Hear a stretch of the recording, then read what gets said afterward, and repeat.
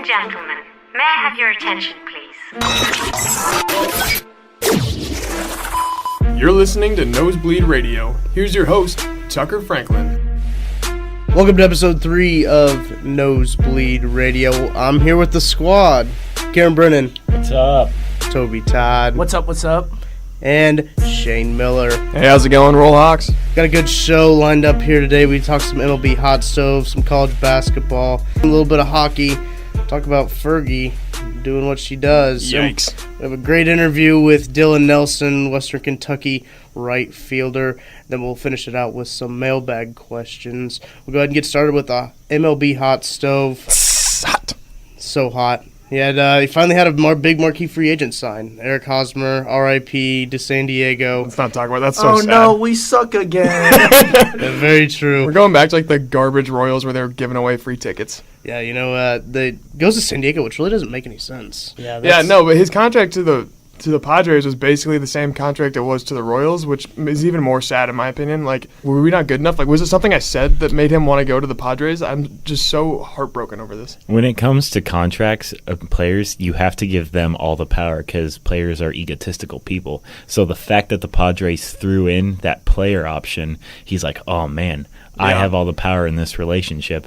That was probably the deal breaker, right? Yeah, there. it probably was, but it doesn't mend my broken heart any less knowing that. It's like Scott Boras too. Scott Boras owns like half the league and player property, and he was like guaranteed like JD Martinez $200 million, and like JD got 100. We'll touch on that here in a little bit. And he guaranteed Hosmer was going to get 10 years and only got like 8, and I think in a player option. So I think the league is really colluding towards Scott Boras, and I think that's what actually hurt Hosmer even more. No, we talked about this on Twitter too, though, when you wrote that article about Hosmer moving to the Padres.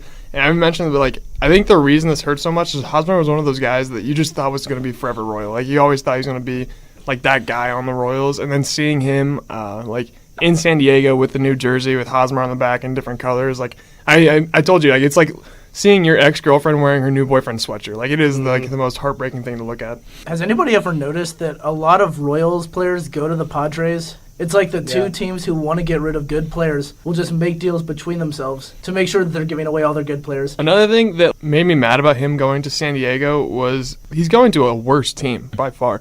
And they play in the same division as the Dodgers, so there's going to get dominated by them. He's never going to go see another World Series. It's not like he left us for an upgrade. He left us basically go to, at best, an equal team, but most likely lower. Before the season, people who thought that Hosmer wasn't going to stay with the Royals assumed he was going to the Red Sox or the Yankees or a team that had a lot of money and were going to compete for a lot of years, but that just didn't happen, and now he's going to the Padres on a contract that basically is just job security and him chasing dollar signs because he's not, like you said, he's not going to see the playoffs anytime soon, especially with the Dodgers there. The Rockies are a solid ball club. It's an even year, and the Giants are going to kill it, and the Diamondbacks aren't a bad team. No, they're a good team. They almost they were kind of one of my sleeper picks last year to go to the World Series. So I wouldn't be surprised if the Padres win 65 games, 70 for the next 10 years. No, I wouldn't either. Another big storyline in the MLB is JD Martinez to the Red Sox. A guy, he toyed around with the Red Sox early this year, tried to get his money, and he just didn't get what Scott Boras promised him, like I said earlier. And it really makes the Red Sox dangerous, especially. It's a good combat to what Stanton had. We kind of talk about a little bit of the Yankees with Dillon on our interview, so make sure you check that out. Fellas, what do you guys think about the Red Sox this year? The Red Sox were already not a bad team, and they just got a whole hell of a lot better. Oh, yeah, way better. But I thought they were going to beat the Yankees even without J.D. Martinez because if you look at their pitching rotation, they got Sale, they got Price, they got Porcello and Pomeranz, and then it almost doesn't matter who their fifth starter is. And then at the end, they have the best closer in the game, in my opinion, in Craig Kimbrell. He blows 2-3 saves a year, and that's on a bad year. So with the addition of J.D. Martinez, now they have Mitch Moreland, Eduardo Nunez, who had a really good season last year. They have Mookie Betts, who 2 years ago was an MVP contender. My pick to win the East. Yeah, I agree with you when you said, even before this signing of J.D. Martinez, you kind of picked them to beat the Yankees. All the Yankees really have right now is just power hitters. They don't have the pitching that, like you said, that the Red Sox have. And guys like Stanton and Aaron Judge, they strike out half the time because they're just swinging for the fences on every one. So, like we've mentioned this a lot before this. I know Tucker said this like every day, but like good pitching will beat good hitting any day of the week. So I think them signing JD Martinez just solidified the fact that they're going to win the East there, and they don't really have any competition, honestly. I mean, if you'll allow me to play devil's advocate real quick, I think that sometimes we forget that the Yankees actually did go to the American League Championship last year. They took that Astro squad, who's still the favorite in the American League, to 7 games in that series. You know, I think the Red Sox, they got marketably better with JD Martinez on their team, because I think now, like, you mirror pitching with a very good lineup. But I still just think, you know, when you have that many bats in the lineup, if you're the Yankees, because it's not just Judge, Stanton. I mean, you've got Gary Sanchez, Ronaldo Torreyes was playing well last year, and they've got Luis Severino as pitcher. I think the rotation's a little bit underrated. I think the Yankees will still be right there coming into the season, but it'll be a real exciting race. I think the thing that stands out to me the most is the Yankees got better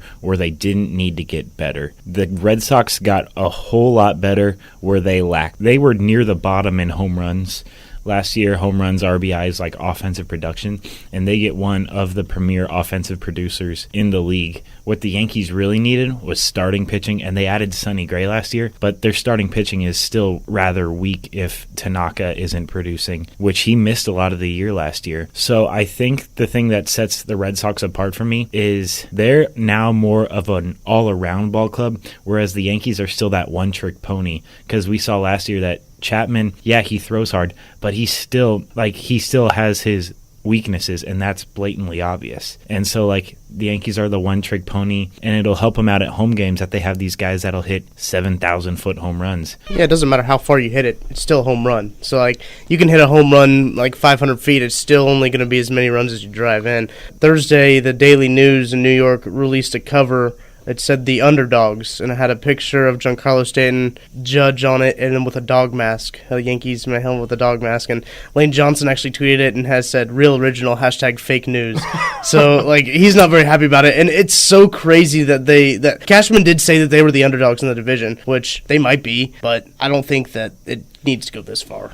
No, I agree with you completely. That's kind of ridiculous calling them the underdogs. They aren't Eagles underdogs. No, let's be honest here. The Eagles underdog story was so ridiculous because to come back to win a Super Bowl with your backup quarterback when everyone wrote you out, and basically beating the Patriots, which is like the NFL juggernaut that wins the Super Bowl every year, like that's an underdog story. The Yankees are not an underdog story. In a game like baseball where there's no real cap to like salaries, how are you the underdogs when you have one of the, if not the highest payroll? Oh, exactly. In yeah, there's like, no way. There's They no buy the way. best team Yeah. whenever they can.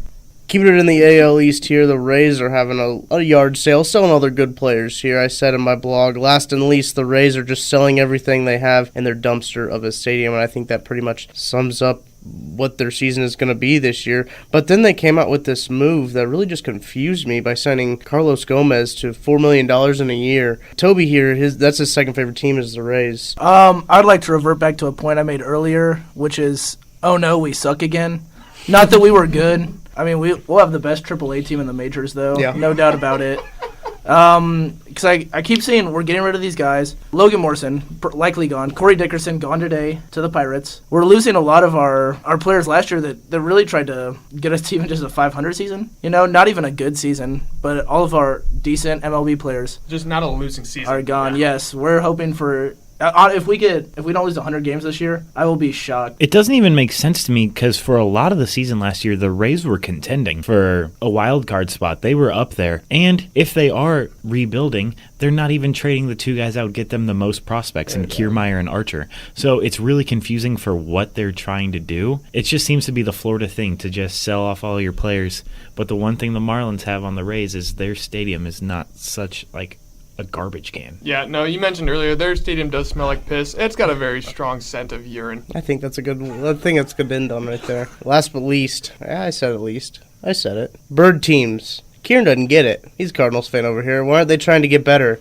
He doesn't think they care. Kieran, what do you take on the Cardinals? What are they doing? I honestly have no clue. Like, I think if the fans see this many holes in the team, the management has to see that many holes in the team too. The Cardinals, their bullpen isn't going to be great. And the best closer on the market, Greg Holland, who's been the best closer on the market all winter with the exception of maybe Wade Davis. But all of I heard, they've had very little contact with him. Matt Carpenter's back's already hurt, and so they need to go out and get more offensive production.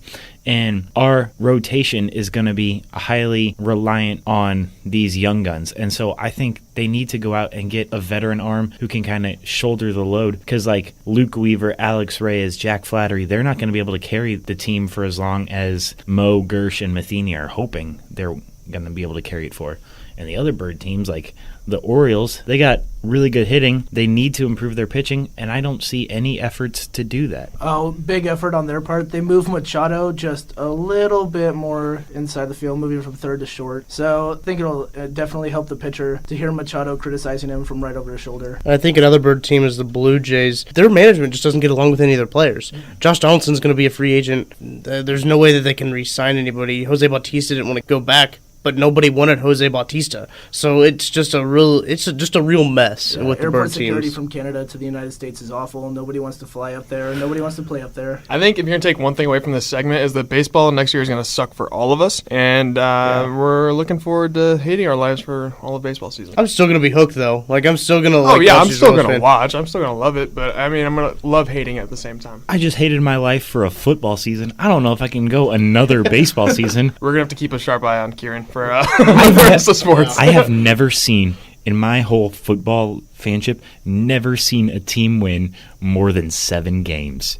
And I'm just like, oh my gosh, if it doesn't happen, I know how you feel being a Nebraska football fan. When we had Callahan, like we were just praying to go 500 if that was like possible. I'm going to guarantee Rays win more than 7 games this year, though. Hot takes.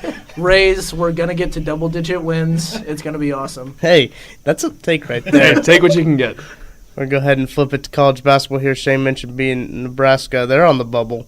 Maybe not for very long, but... Yeah, I'm a little upset about this. I'm upset for a few reasons. One of those being we are literally one missed Kansas shot away from being in the tournament. If we beat Kansas, there's no way we're not in the tournament, I don't think now. I was saying it before, we had to win out the rest of our season against Indiana, Illinois, and Penn State to make it in the tournament. And immediately after that, we lost to Indiana. So I'm not real hopeful right now. We still could get in, I guess, if we win the Big Ten, but we would have to beat teams like Michigan State, Ohio State, Penn State. I just don't see that happening in this Big Ten tournament, but I'm never going to say that it can't happen because I'm still a hopeful fan, One thing, this is something I mentioned earlier in the week to you guys. I guarantee if we don't make it into the tournament, we will have the best bench that didn't make it into the tournament because those guys are making the game so much more entertaining. As if it's not entertaining enough on the court, like we're still throwing down dunks and stuff, but just the creativity of the bench celebrations has been great. They had the bobsled going, they were rowing the boat, they had the perfect 10s thrown out, so I love that they're doing this stuff and keeping it fun. There's been a lot of hate towards them, a lot of people saying, they're making a mockery of basketball or whatever, which I think is a little bit ridiculous. I mean, you have these guys who are not seeing a lot of playing time. They're not taking a lot of guys off the bench. They're going to practice every day, and they're making our starters better. And so they're finding a way to make the game more enjoyable for themselves and for everybody else, too. So I love the fact that they're making it more fun there. And the NIT definitely needs some excitement, so it'll be great to see that bench in Madison Square Garden maybe for the NIT championship, because right now we're looking at Joe Lunardi's Bracketology on ESPN. I wouldn't say it's the most reliable source, but it's fairly reliable come this time of year. They dropped Nebraska from first 4 out to next 4 out, which means that there's 4 teams currently not in the tournament, according to Joe Lunardi. That would be options over Nebraska themselves. That's crap. Well, I agree with you. They actually moved Penn State up off that line after a loss last night to Michigan. I'm not sure exactly how that happens, but there is one team that I really want to talk about, college basketball on the bubble. It's the St. Bonaventure Bonnies, and I know a lot of people, including myself, call them the Bonies, and it's going to be super fun come tournament time, seeing Charles and Shaq, mess up that name a whole bunch. But this is a team 21-6. They play in the Atlantic 10 Conference. They are currently sitting on the last 4 in, which means that they'll get one of those play-in games on a Tuesday or Wednesday night. But the teams that they're in with right now for that last 4 are the Syracuse Orange under Jim Boeheim, the Louisville Cardinals, and the USC Trojans, another very prominent program. I think it's great to see a team like St. Bonaventure get into the tournament, and we've seen things like this before with like a LaSalle Explorers team. The first year they came out with the last 4 in, the 68-team expansion. LaSalle came in, they went to the Sweet 16. Rhode Island's a top 25 team. St. Bonaventure, one of the teams I'm looking at, if they make the tournament, they could beat one of these big schools, go on a little bit of a run, and I think I'm gonna roll with them throughout the tournament. St. Bonaventure will win at least 2 games in the NCAA tournament. You talk about the last 4 in, last 4 out, UCLA, Texas, Washington State, Penn State. Interesting that Penn State's on that last 4 out, especially they had a pretty decent week. Yeah, last week Penn State beat the Buckeyes. They beat them down. I was super joyous about that. But last night you saw that they couldn't compete. Senior night for a lot of those guys in Penn State. Lost to Michigan at home. Michigan, a really good team, my squad. But you can't lose games like that when you're fighting for a tournament spot. When you're already on the outside looking in and you lose a home game like that, a game in which you came back, you took the lead in the second half. You lost it, ended up losing by I think 9 points. Those are the games that you have to win when you're a team like Penn State, a team like Nebraska, looking into the field. And Penn State just didn't get it done. I don't think that those two Big Ten teams will be able to squeak into the tournament, especially with all these other teams that are up and coming. Texas just needs a few more wins in Big 12 play, because any win in the Big 12 is now a quality win with all the teams in the top 50 in RPI. UCLA plays in a weak Pac-12. They might make a run. Who knows, when the Pac-12 tournament, that conference is so unpredictable, so it's really tough to see any of those Big Ten teams squeaking in, but it'll be an exciting conference tournament, that's for sure. All the conference tournaments this year there'll be a lot of teams with stuff to prove. Seeding still very much up in the air, and these last few weeks are going to mean a lot to a whole lot of teams. We'll go ahead and hear from our interview with Dillon Nelson. Here is Dillon Nelson. We're here with Western Kentucky Hilltopper Dillon Nelson, right fielder, batting leadoff for him. Dillon, how are you doing today? I'm doing well. How are you guys doing? Thanks for having me on here. I've been excited all day, looking forward to it.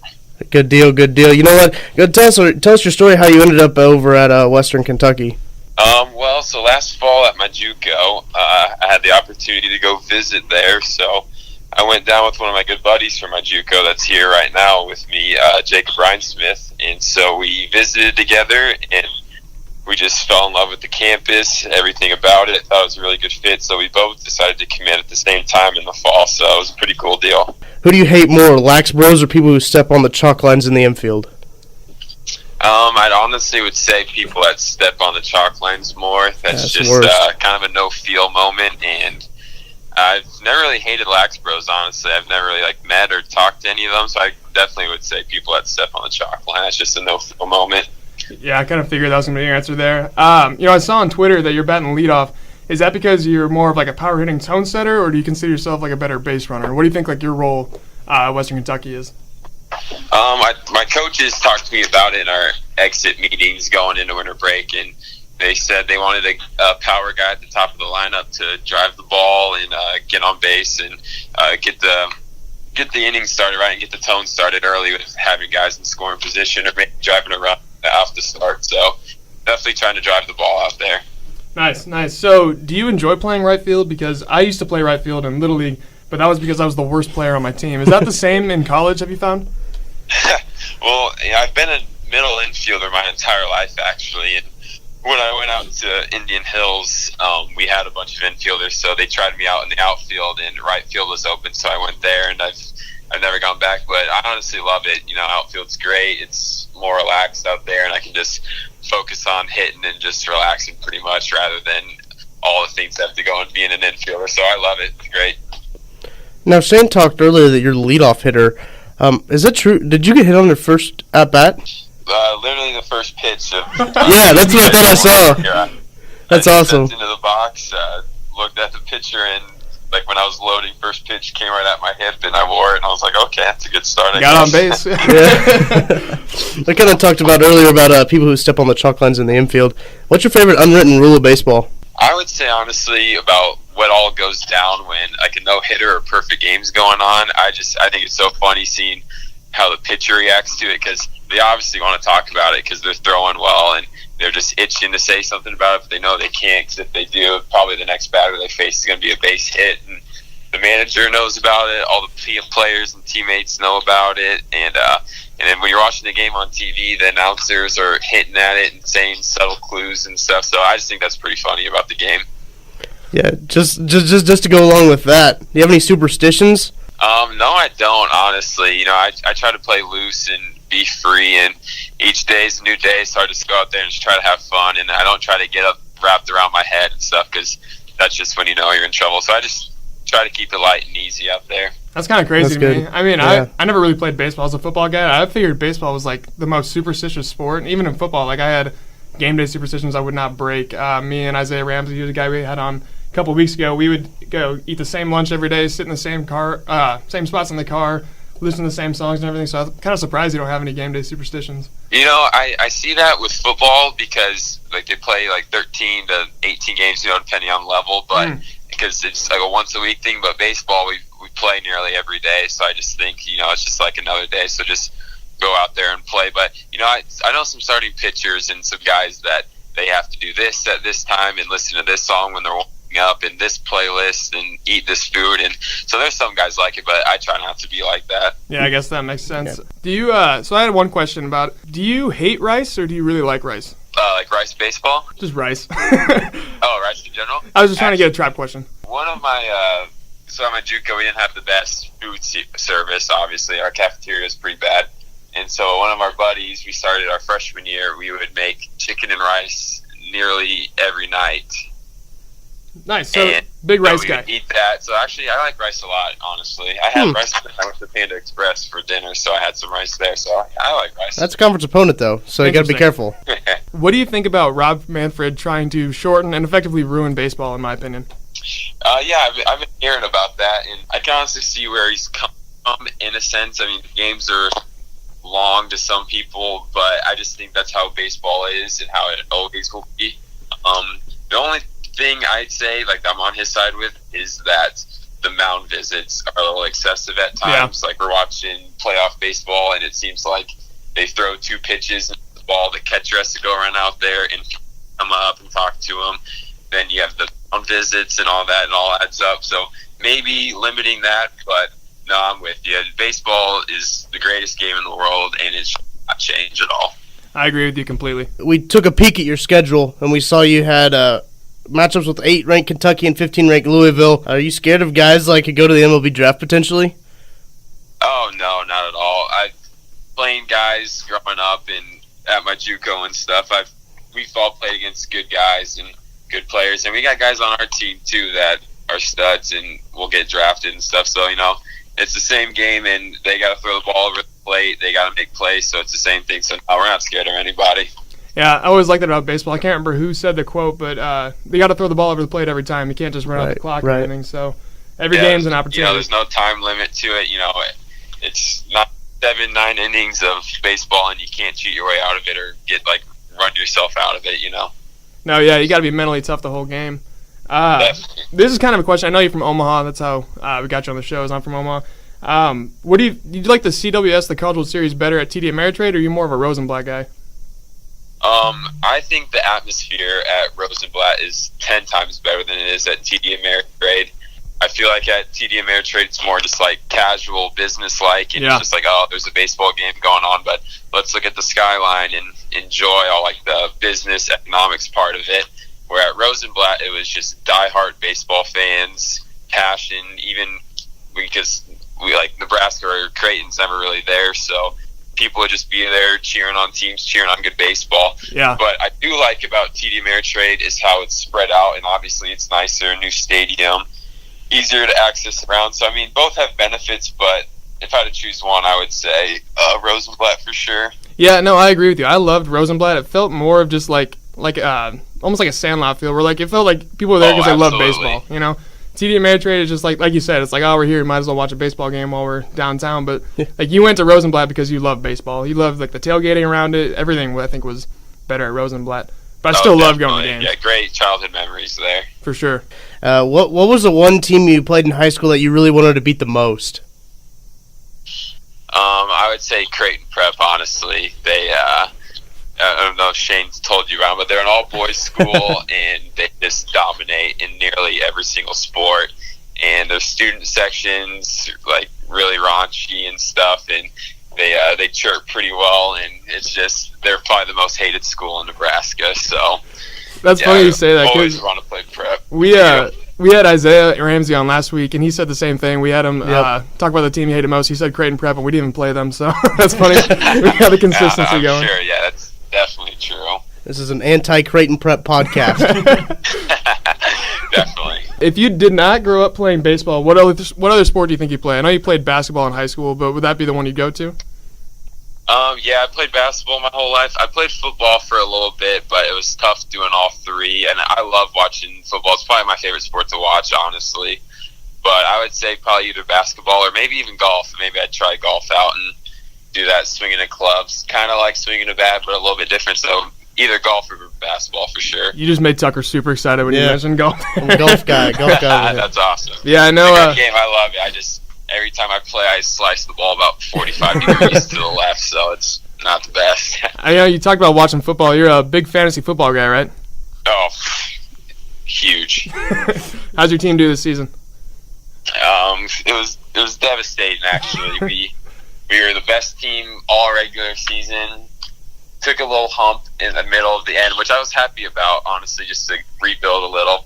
Yeah, get the guys regrouped. And then I met Todd Gurley and Deion Lewis, and they put up about 90 combined on me. So yeah, that's a good I pickup. got blown out pretty bad, but I got second. So I mean, I guess that's all right. But I really wanted to win, but it's all right. We got it next year. Do you guys have a punishment for last place or a trophy for first place or anything? We just do a punishment for last. We just play for fun. Yeah. But last place has to do the Blazing Wing Challenge. So, oh, nice. My buddy Brent McKnight did that, and he got murdered during it, and it was pretty funny. I felt bad for him. That's funny. We our last place guy has to take the ACT, so we're trying to get that set up right now for Jacob Lyles. He's not too happy about that. That's a good one. Yeah, he's pretty upset. Going tailgate and stuff. That's funny. Yeah, it's gonna be a good time. That's epic. It'll be a good time for sure. Being from Omaha is kind of tough because you know how many pro teams around you. I don't know who your favorite MLB team was. Yeah, it was tough with that, but growing up, I remember the first time I could watch baseball and remember what was going on was the Yankees and Derek Jeter. So I just fell in love with Derek Jeter, and so I'm a Yankees fan. You can't see it right now, but Tucker just got so depressed after you say you like the Yankees. Some people say that, but I mean, just seeing Derek Jeter and the aura of him and how great of a leader he was and how he handled himself on and off the field, how can you not love Derek Jeter? So I just love Derek Jeter, and I'm just sticking with the Yankees. Yeah, that's a good point. Derek Jeter, he loved the Yankees so much, he basically sold Giancarlo Stanton to him. So I mean, hey, it's all about the rebuild in Miami. They had a devastating loss with Jose Fernandez, rest in peace. So I mean, it makes sense getting rid of their stud players because they weren't winning games anyway. So are you excited to watch Stanton and Judge just crank homers out of Yankee Stadium, or how do you think the season's gonna go? Yeah, I was watching their VP this morning. I saw a video of it, and they were just having a home run contest of them two pretty much just driving the ball out of the park. It's going to be a lot of fun. Hopefully they can do it in playoff times and pitch it well and win a World Series. But yeah, those two will be really exciting. My philosophy always is good pitching can be good hitting any day of the week. So I agree. And I don't know if you saw the signing of JD Martinez in Boston. You a little scared of Boston now? That's a huge bat for Boston, but no, I'm not too worried about it as a Yankees fan, honestly. Both teams actually have a new manager coming in with Cora and Boone, but I still think the Yankees will get him. But that's a really big signing for the Red Sox, and that AL matchup now with the Sox, Yankees, and Astros will be really good come next October. If you had to give a way too early prediction, who do you think you're most scared of to play against with the Yankees? I would go with the Astros again. They didn't really lose anyone. They got everyone back. They're young, and they even seem now even hungrier to defend their World Series rather than winning it their first year. So they'll be back with wanting to repeat for sure. So that'll be a good ball club. Yeah, one of my favorite videos after the World Series was when Alex Bregman was during they're doing all the champagne stuff, and he says, "We have Verlander for 2 more years." Oh yeah, that was hilarious. Bregman's a stud. I remember watching him at the College World Series when he was a freshman, and I've been a fan of his since. That's awesome. You're looking ahead at your schedule here. You have a homestand against Northern Illinois. What do you think about them? We haven't really heard much about them, honestly. I know our coaches have been looking at them, and we usually don't do scouting report till the night before or early in the morning. So I'll probably hear more about them tomorrow or early Friday. But you got to treat every team the same, and they're out there to beat you just as bad as you want to beat them. So just got to go out there and do what we need to do to win games and play good ball. Yeah. So just going off that, what are kind of your goals for this season, especially being a new guy around Western Kentucky? What do you want to do? Yeah, we've all talked, and we wanted to rebuild and change what like the identity of the program and just win as many games as possible, play good baseball, and get into the conference tournament and make some noise and get hot then, and then make a run at regionals. Have you seen the mascot they have yet? Our mascot, Big Red. Yeah, have you seen him yet? Oh yeah, we see him all. He was at our game last night, our first home game. He's everywhere. Big Red's the man. Is it hard to play with looking at that? It kind of looks like Elmo and like Honestly, Kermit the Frog. I'm not gonna lie.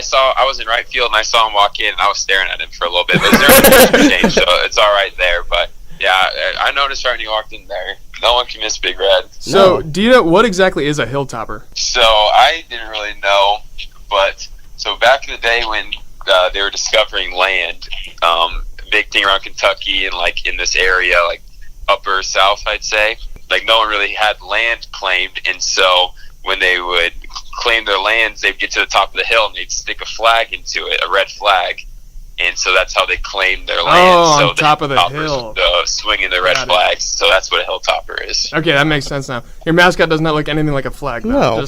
Yeah, it really nothing to do with it at all. But we love Big Red, so it's great. Go Big Red. Oh, come on, man. Who's the team you're looking forward to playing the most? I see you got West Virginia on there, who's ranked 22. Kentucky, like we mentioned earlier, 8. Rice, your big opponent is UAB. Just he loves Rice, so yeah, he does love Rice. I would say honestly, Southern Miss. That's a good team. They had a really good year last year. They're ranked in the top 25, and they just came off of sweeping Mississippi State this past weekend. Ooh, that's a good team. So, and we're going there, so that'll be a good time. I heard they got a really good crowd, but I'm just trying not to look into it and stuff, and just focusing on the now and just living each day out and going game by game. But I'm just excited for the year and playing a lot of good teams, so it should be a really good time. Hey, Dylan, well, thanks for coming on. We appreciate it. I think, I want to have you on in the summer to talk a little bit more baseball, have some fun baseball talk, and maybe even talk about some fantasy football, too. Fantasy football for sure. Yeah. Oh, absolutely. Just you guys got my number, and I'm free anytime, really, so just let me know. It was great being on here. Thanks for having me, guys. It was awesome. Right. Thanks, man. Thanks, Dylan. Good luck this season. Thank you so much. Have a good one, guys. Thank you to Dillon Nelson for coming on. Hopefully we have him on a few more times to talk a little bit of fantasy football, and I'd like to have him on during the summer. We talk a little bit of baseball. Fellas, let's get back into it. We got a little bit of hockey talk here. USA! USA! USA! I was so stoked last night when that game happened. Phenomenal. What a goal. Phenomenal game. The way it came down to a shootout, too, is she just juiced that goalie. Like, she had no chance of blocking it. She put her skates on skates. She sauced her out of her entire uniform. Canada goalie was basically just undressed. She had no idea where the puck was going. She had no clue. The best part is that's the best goalie in the game, too. Canada's goalie is no slouch. Yeah, she was good. And she just made her look ridiculous. We were watching that game up late last night. We were juiced. Walking back, we were listening to God Bless the USA. God Bless the USA. Yeah. I just sing it in my head. I could hear you guys singing it from down the street. That's how loud you guys were screaming. I started a USA chant. It's like 2 a.m. at this point because time zones, time traveling. Yeah. But it was just phenomenal. But you know what really sucks about this is the guys are out of it. Yeah, don't talk about that. Yeah, let's shoot out to Czech Republic. I watched that, and NHLers couldn't play. We touched on that last week, and trade deadline's coming up. 26th of February is trade deadline. We have some moves since the last time we talked. Nick Holden was traded to the Bruins by the Rangers on February 20th. Same day, Sharks acquired Eric Fair from the Maple Leafs. On February 21st, Jacob Jerebic was traded to the Capitals by the Canadiens. Tobias Ryder and goaltender Scott Wedgwood were traded to the Kings by the Coyotes for goaltender Darcy Kemper. That was also on the 21st. Most recently, February 22nd, Panthers acquire Frank Vitrino. Vitrino was traded to the Panthers by the Boston Bruins. And the Islanders also in contract talks with Josh Bailey closing in on a multi-year contract extension. So a lot of NHL news going on. Races are starting to heat up for the playoffs. We got games going to end here in the beginning of April, so we got 1 month left, really, fellas. What do you guys think for your teams? I'm excited for the Devils, honestly. Right now, last year we were just hot garbage. Going into this point, I think we were last in the NHL. Right now, we're sitting at the first wild card spot. We're fourth in our division. Right now, we have a lot of things to be excited about. Taylor Hall is absolutely lighting it up right now. He set, a Devils record for at least 16 games with at least 1 point in each game. And in those 16 games, he scored 11 goals and 24 assists. He is playing phenomenal lights-out hockey right now. And he's doing it while getting the crap kicked out of him.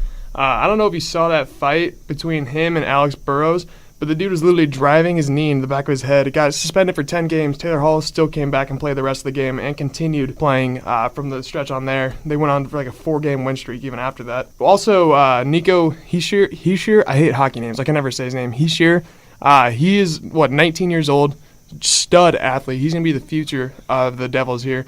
Super excited about him. The only thing we're missing right now, I think, is Corey Schneider playing goalie. With him, we play a lot better, I feel like. He allows, on average, 2.79 goals per game. He's got a 91.3 save percentage. But Keith Kincaid, who's really playing a lot for him right now, is allowing 3.17 goals on average and has an 89.7 save percentage. So we are definitely missing some defense there with Corey Schneider being out right now, and he's one of those guys who you think he's been around the league forever because of how good he is and how dominant he's been since the beginning of his career. Once we can get him back on the ice, 10 in goal, I think we'll be a lot better. I think we honestly have a shot. This could be the Devils' year. I'll say it right now. My hot take of the week, Devils' year, we're going to the Stanley Cup Finals. New Jersey has 70 points in 60 games. They're just 2 points behind Philadelphia.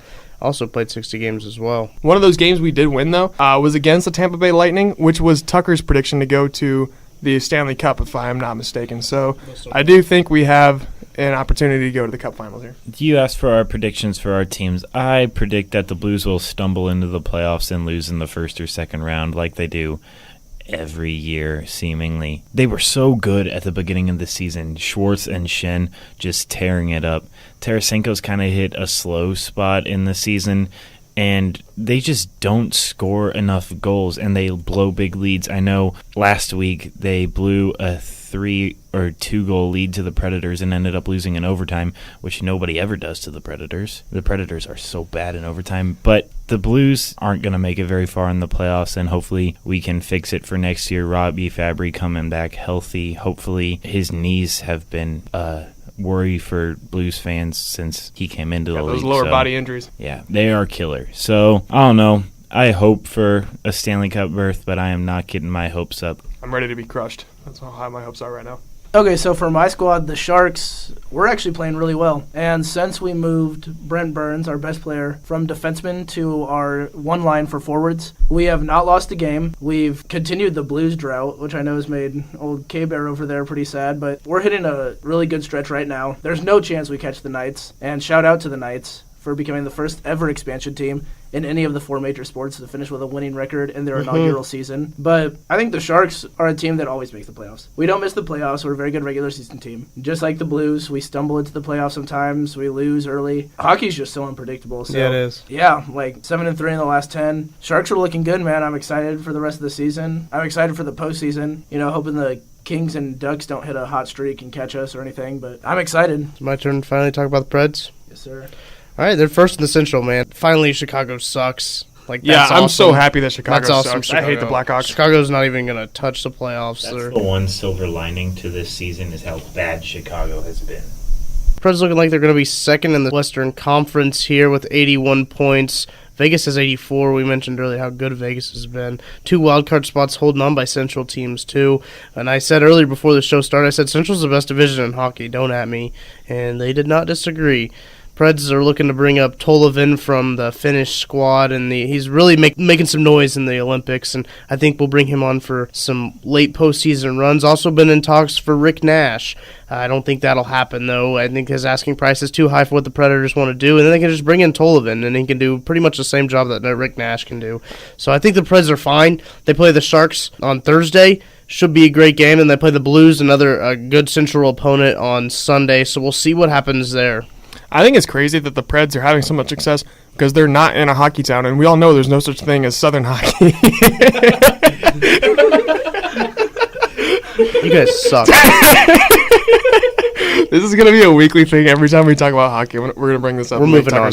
We're moving on. We're going to move on. Fergie. She butchered that national anthem. Oh, my God. I got a clip here. I want to play you. It is bad. I can't even... there's no way to describe it. If you get seizures, don't listen to this. NSFW.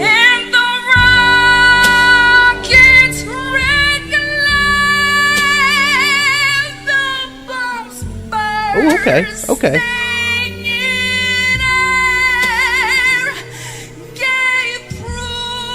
A little snare drum in the background.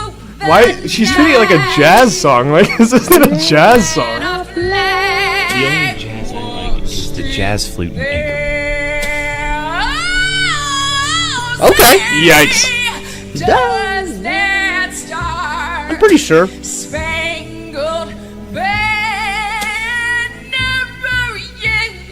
Oh my God! What is that?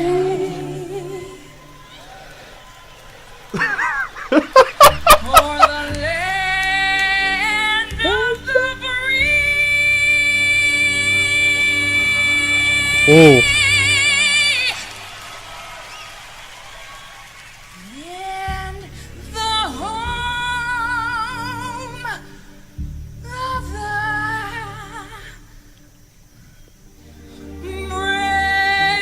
Good Lord, Fergie. That's not even the same song.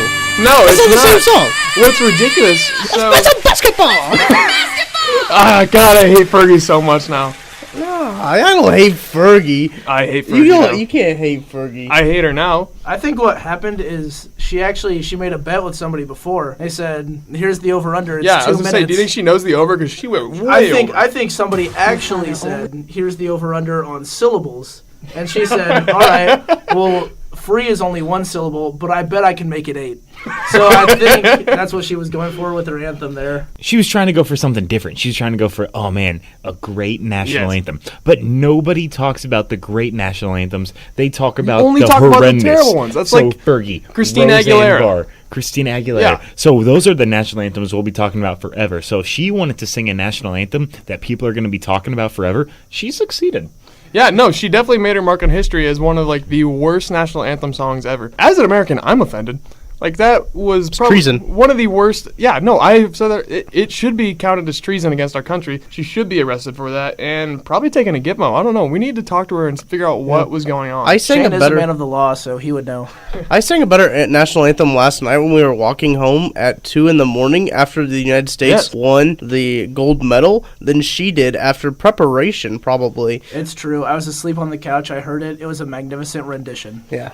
I think I should be invited to sing some more national anthems than I I would really am. much rather have listened to you sing the national anthem than Fergie just absolutely butcher the song. Hot take though, that was the most significant thing to come out of the NBA All-Star game, Yeah. in my opinion. Why was there like a snare drum in the back, just giving her little like snare Yeah, taps? it was like a jazz song. She made it like all like sensual and jazzy. I tried to did not seduce like me, and I didn't like it. I didn't like it at all. She tried to make the national anthem into slam poetry, and it didn't work.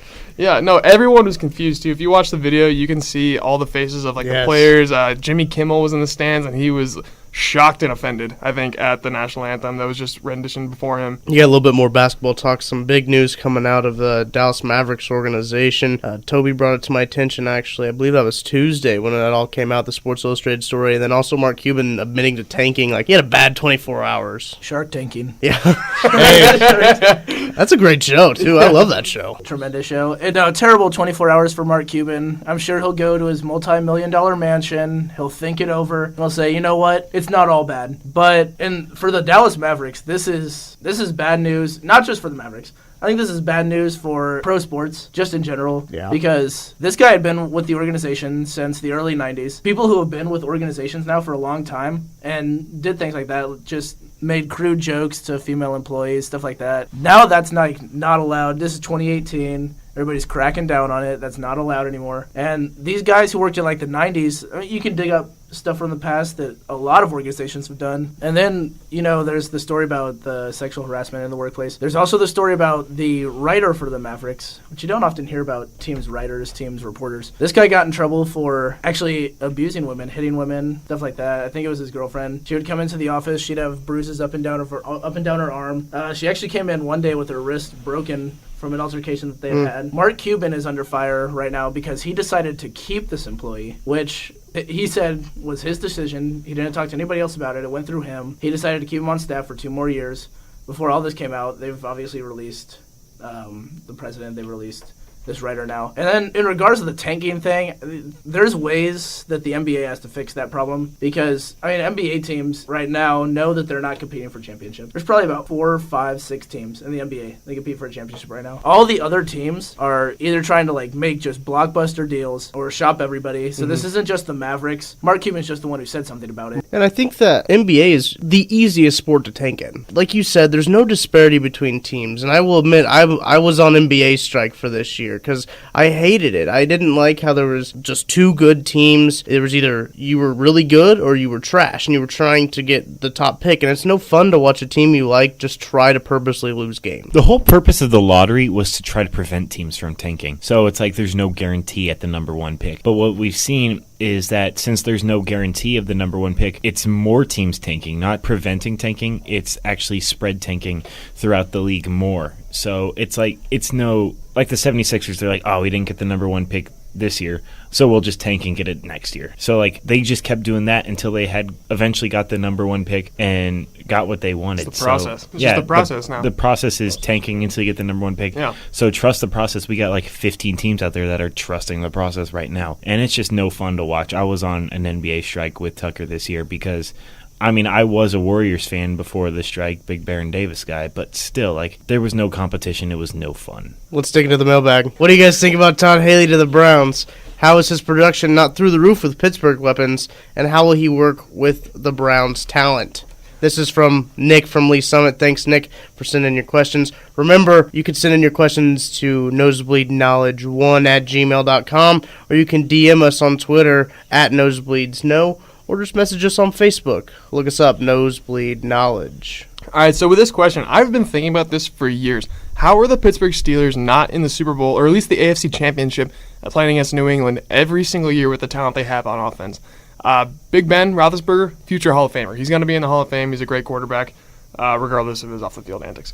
Now they got Juju Smith-Schuster, one of the best up-and-coming receivers they have.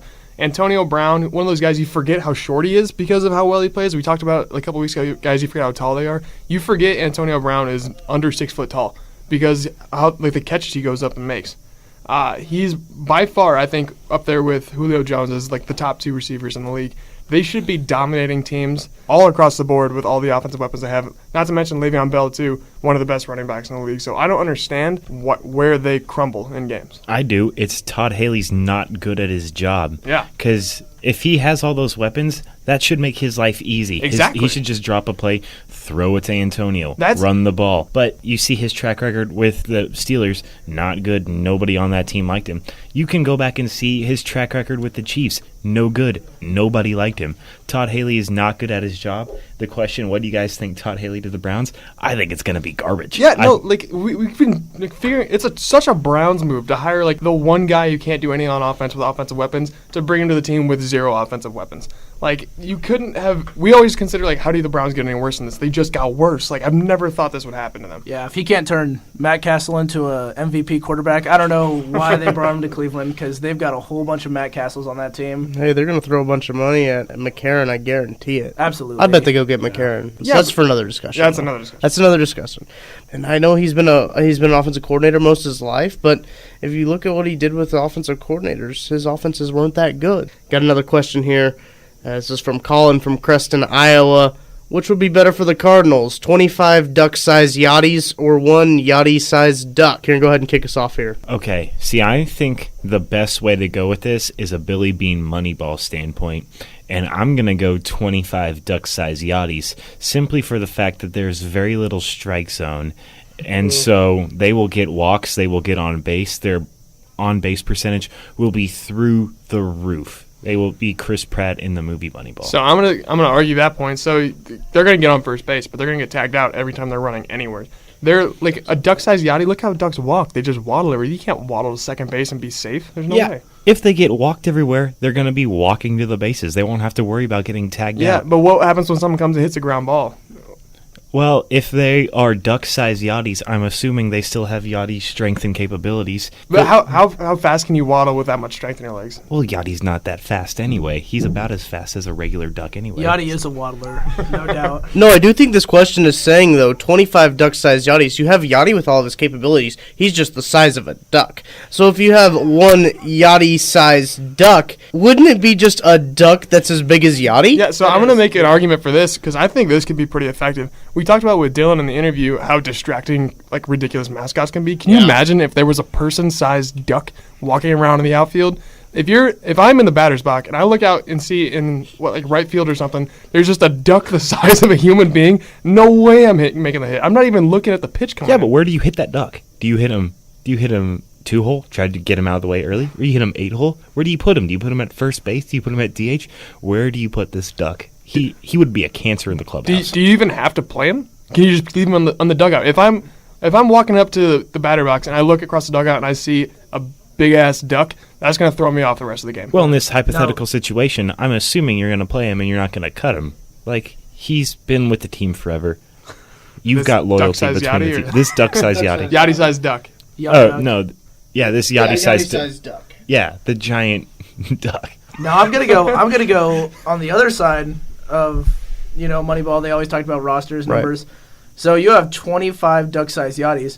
Well, you can only field a 25-person team. Interesting. So do you want a bunch of, pardon my French, midge men out here playing baseball for you? I know that they're gonna get on base. They'll get on base. I don't know if they'll get hit by pitch. It'll just be walks. Very boring game for Cardinals fans, but. If they get hit by a pitch, that is detrimental to them. That ball is like half their size. Also, wait, how big do you think ducks are? Ducks are like a foot tall at most. Okay, but a ball's not half of a duck's. Not half their size.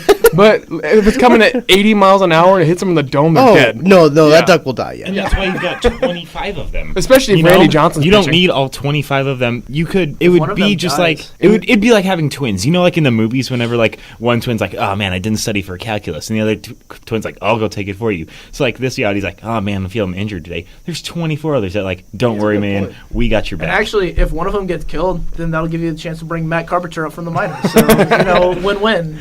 But the thing is, with you're talking about, if you do have a full team of just duck-sized Yachties, you're going to be in the first inning forever because they're just going to keep getting walked and walk around the bases. No, see, I think if you have a Yachty-sized duck, a duck doesn't have any hands. It can't hold a bat. Doesn't a duck just have those feet? No, they got wings. They have wings. They don't have opposable thumbs. No, there's no way they can hold a bat. So if they reach over the plate, are they hit by a pitch or is the ball in play? Well, what are we using as the because your hands are part of the bat. So your hands. I don't know if you guys have ever played Mario Baseball Super Sluggers. Yeah. But there's a big green plant, and it uses its. You're right. Yes, you're right. It swings, it hits it. He's actually a power hitter. I think we'd be breaking the proverbial glass ceiling for ducks in the MLB. If we could have one Yachty-sized duck, I think he could do some damage, honestly, with that wing. Another reason I'm going with the answer I'm going with, I do not like Rob Manfred. I'm convinced he hates baseball, and an inning that lasts forever would ruin his plan to shorten baseball. Yeah. So I'd be like, oh yeah, you want to shorten baseball? Here's a 15-hour-long first inning. Have fun, Robert. So do we all agree that 25 duck-sized Yachties is the best way to go? I'll concur that 25 duck-sized Yachties is the way to go. I thought that the one Yachty-sized duck was going to be the way because that's a giant duck. It's really more just a distraction. Duck doesn't have hands. Yeah, that's a big no-no. You need hands for baseball. Hot take. Is you it need like hands just for a baseball. regular duck, or is it like an Aflac duck? I was thinking like the Aflac duck. I was thinking mallard. Ooh. Oh, okay. This is interesting. Development. What about the duck from The Pacifier with Vin Diesel? That was that duck could fight. Yeah. So if there's a bench clearing brawl, I'd rather have a Yachty-sized duck on my side than just in case Brandon Phillips goes back to the Reds. What about Johnny Cueto? You like Johnny Cueto? I do not like Johnny Cueto. I do not like Brandon Phillips. I do not like Edson Volquez. I barely tolerate Joey Votto. The Great American Small Park. He did get fatter. The Great American Small Park is a cancer in the state of Ohio, and they have Cleveland in that same state. And the Buckeyes. Boo Buckeyes. Yeah. We'll end on that. Please let Chris Archer hit for the Rays. We'll put a poll up on our Twitter, and you guys vote. Which would you rather have, 25 duck-sized Yachties or one Yachty-sized duck? Thanks for tuning in to Episode 3 of Nosebleed Knowledge. I'm Tucker Franklin. For the boys, Kieran Brennan, Toby Todd, Shane Miller. Thanks for listening. Go follow us on the Twitter at NosebleedsKnow. Like us on Facebook, Nosebleed Knowledge. Thanks for listening. Peace.